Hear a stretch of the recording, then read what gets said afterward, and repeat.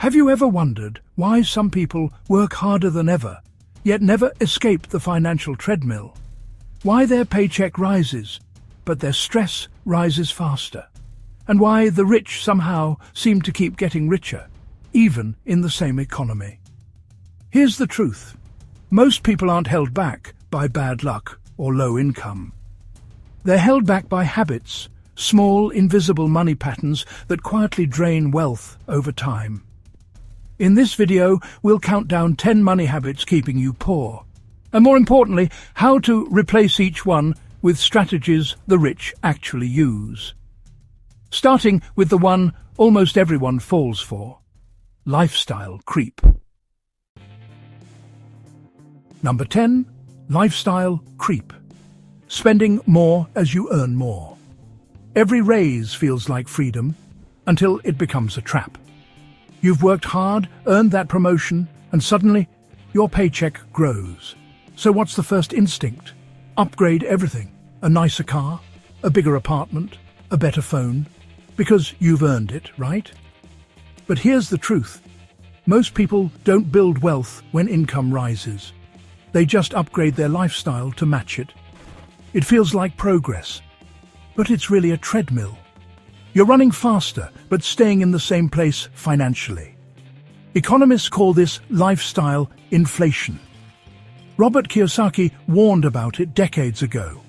He said the middle class works harder only to buy liabilities that feel like assets. Each purchase feels justified, but every reward pushes your financial freedom further away. Warren Buffett still lives in the same modest house he bought in 1958 for $31,000. Not because he can't afford more, but because he understands leverage. The less you spend on image, the more you invest in independence. Here's the hidden danger. When your expenses rise as fast as your income, you quietly erase the compound effect, the real engine of wealth. Because compounding only works when money is saved or invested, not spent. So before upgrading your life, upgrade your savings rate. Treat every raise as a chance to invest, not inflate. Because the goal isn't to look rich, it's to stop needing the next paycheck. But even worse than overspending is when your money sits still, losing value day after day. Number 9. Letting cash rot in the bank. Cash feels safe, but it's slowly losing value. Most people think keeping money in the bank means they're being smart and responsible. It feels secure, a safety net, a cushion for just in case. But what if I told you that security is actually costing you money every single year? Here's why. Inflation. When prices rise 3% a year, and your savings account pays 1%, your real wealth is shrinking by 2%. You don't see it, but it's happening in silence. That's why economists call inflation the invisible tax. Imagine this: $1,000 today buys you a full grocery cart. 5 years from now, that same money might only fill half. The value didn't disappear overnight. It melted slowly while you weren't looking. Now, the rich understand this game differently. They keep just enough cash for emergencies and move the rest into productive assets. Assets that work while they sleep: index funds, dividend stocks, real estate, or even side businesses. Warren Buffett once said, "If you don't find a way to make money while you sleep, you'll work until you die." And honestly, he wasn't exaggerating. He was describing how inflation punishes the passive saver. Of course, that doesn't mean you should dump your cash into anything that promises quick returns. It means understanding a simple rule. Idle money loses. Active money grows. So the next time you feel proud about saving money in the bank, ask yourself, is it really safe or just slowly disappearing? Because the truth is, you can't outsave inflation. You can only outinvest it. But that realization leads to the next trap, one even smart investors fall into: trying to outsmart the market. Number 8. Timing the market. Even Warren Buffett tried to time the market. Once. He was just 11 years old when he bought his first stock. 3 shares of an oil company for $38 each. When the price dipped to $37, he panicked and sold them a few months later for $40. It felt like a win, until he realized those same shares later hit $200. That early mistake taught him something priceless. You can't outsmart the market. You can only outlast it. Yet millions of investors still chase that illusion, buying when headlines are optimistic, selling when fear takes over. We think we're being strategic, but we're really just reacting emotionally. Studies by Dalbar Research show that the average investor underperforms the market, not because of bad investments, but because of bad timing. They jump in after a rally and pull out after a dip. It's like running on a treadmill, exhausting, but going nowhere. Warren Buffett's advice is brutally simple. Be fearful when others are greedy, and greedy when others are fearful. In other words, stop predicting and start preparing. Long-term consistency, like dollar-cost averaging, quietly beats market timing every single decade. Because while timing requires luck, consistency builds discipline. And discipline is what turns average investors into wealthy ones. Think of investing like planting a tree. The best time was 20 years ago. The second best time is today. But if you keep waiting for perfect weather, you'll never plant at all. The market rewards patience, not prediction. But what stops most people from investing at all isn't strategy, it's fear. Number 7. Fear of risk. The biggest risk is refusing to take one. For most people, the word risk sounds dangerous, reckless, something to avoid at all costs. But to the wealthy, risk isn't a threat, it's a tool. The middle class often confuses 2 ideas. Risk capacity. How much risk you can afford to take, and risk willingness. How much risk you're willing to take. A person with savings, steady income, and backup funds has capacity. But without the willingness to act, that capacity means nothing. It's like owning a car with a full tank, but never leaving the driveway. Robert Kiyosaki once said, "The rich take calculated risks, the poor take none." And that's the key, calculated. The wealthy don't gamble. They protect the downside and bet on the upside. They use insurance, diversification, and backup income streams, so even if a plan fails, their life doesn't collapse. Meanwhile, fear keeps the middle class stuck in comfort zones, afraid to start a business, afraid to invest, afraid to fail. They think playing safe is being smart, but inaction is its own form of risk. Because the world is changing whether you move or not. Inflation, automation, new industries, all of them punish stagnation. In today's economy, standing still is the most dangerous move you can make. So start small, invest a little, test a side hustle, build a skill with upside potential. Every calculated risk you take expands both your capacity and your confidence. The rich don't fear failure, they fear staying the same.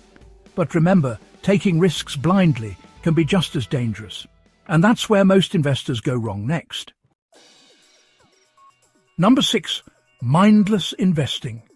Investing isn't the secret. Smart investing is. Everyone today wants to be an investor. We hear it everywhere. Put your money to work. But here's the uncomfortable truth. Most people aren't investing. They're guessing. They follow trends, influencers, or friends who barely understand what they're talking about. They buy what's hot, crypto, meme stocks, or random IPOs, without knowing why. It feels exciting at first, until the market corrects, and reality hits hard. Warren Buffett once said, "The stock market is a device for transferring money from the impatient to the patient." And that's exactly what happens. Those who chase hype end up funding the disciplined. Let's look at some simple math. If you invest $10,000 at 8% annual growth for 50 years, you'll end up with about $469,000. But if you earn just 2% more, 10% annually, your total jumps to over $1.17 million. That's a $700,000 difference from a small 2% gap. That's the power of compounding and the cost of mindless investing. The rich know this. They don't chase quick wins, they chase consistency. They analyze fundamentals, diversify, and think in decades, not days. They understand that time in the market beats timing the market, every single time. So before you invest, ask 3 simple questions. 1. Do I understand the business? 2. Can I handle the volatility? 3. Does it align with my long-term goals? If the answer is no to any of them, pause. Learn first, then act. Because the goal isn't to invest often, it's to invest wisely. And while some invest blindly, others make a different mistake. They refuse to adapt at all. Next, we'll look at why clinging to the past, instead of evolving, can quietly kill your financial future. Number 5. Not adapting to change. The economy evolves. Your mindset should too.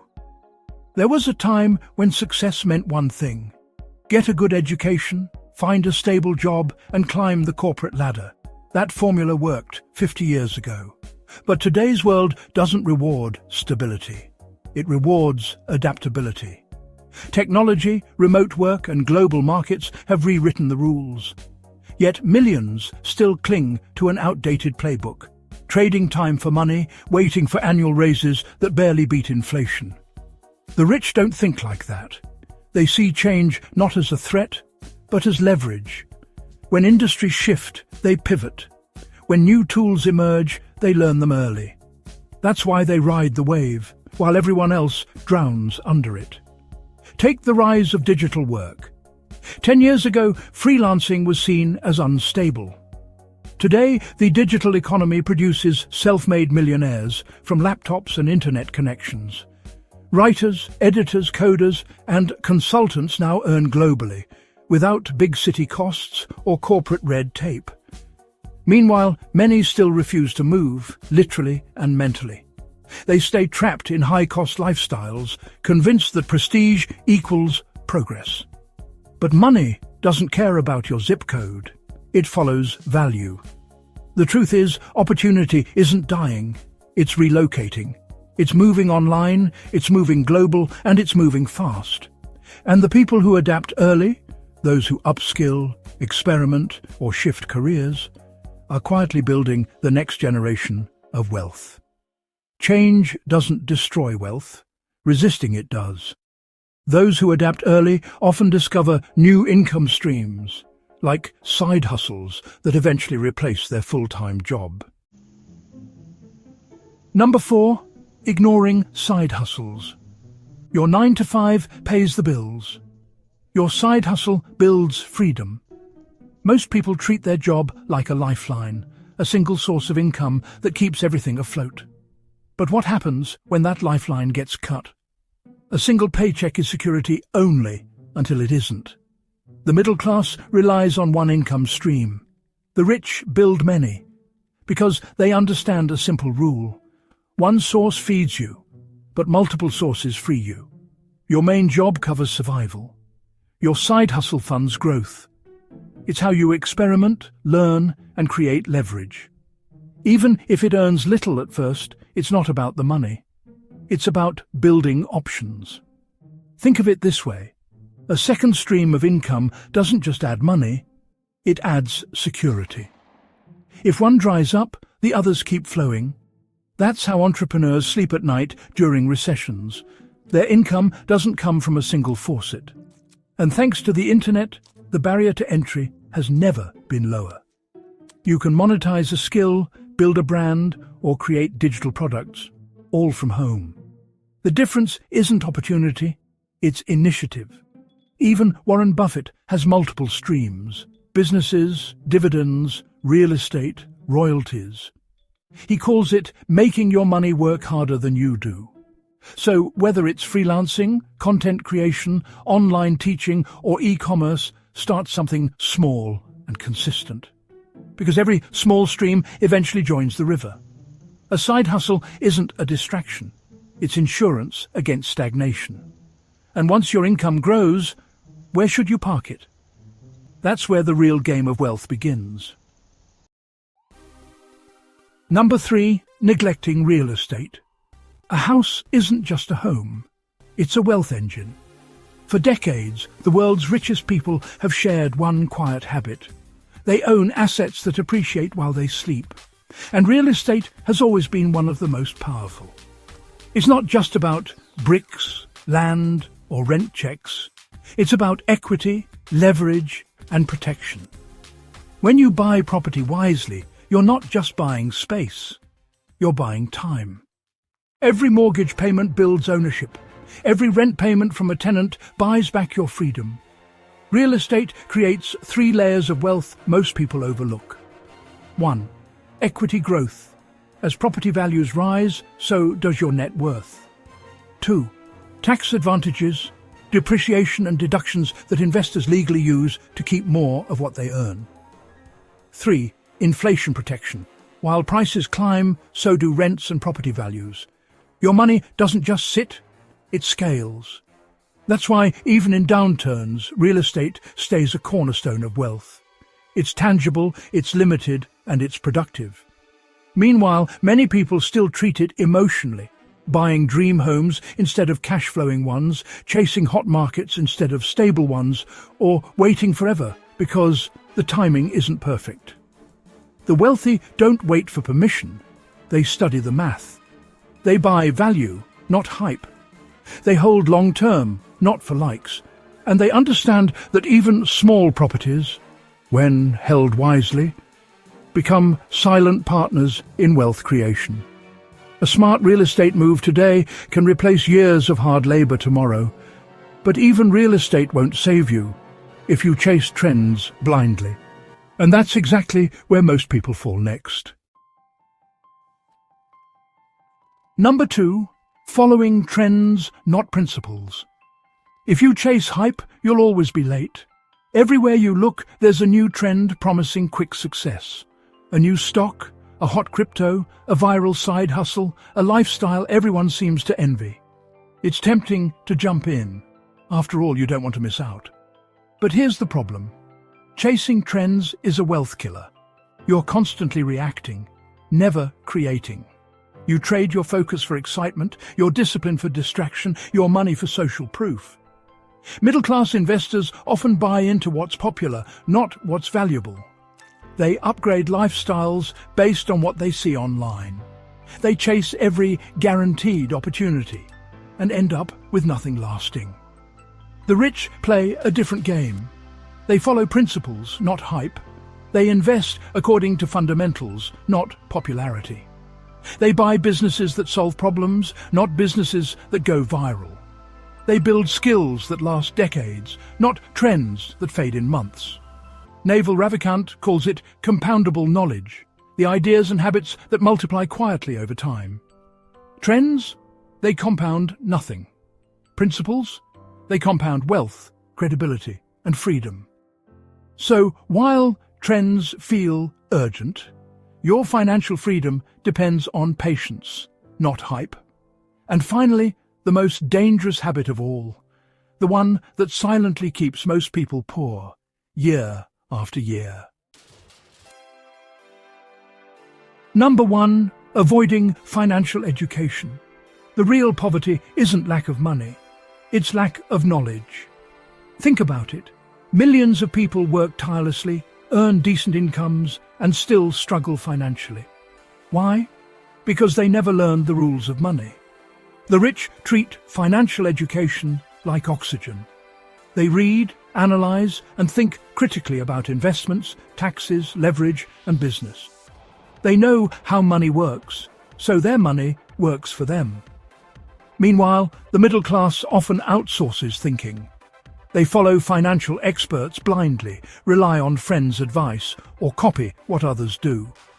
Without understanding, even the smartest moves can backfire. It's like trying to navigate a city without a map.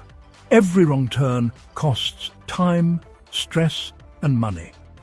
Robert Kiyosaki's rich dad put it simply: financial intelligence is more valuable than money itself. Because with knowledge, you spot opportunities, avoid traps, and make decisions that compound over decades. Start small, read books, track your spending, study investments, and ask questions. Even an hour a week adds up. And slowly, the fog lifts.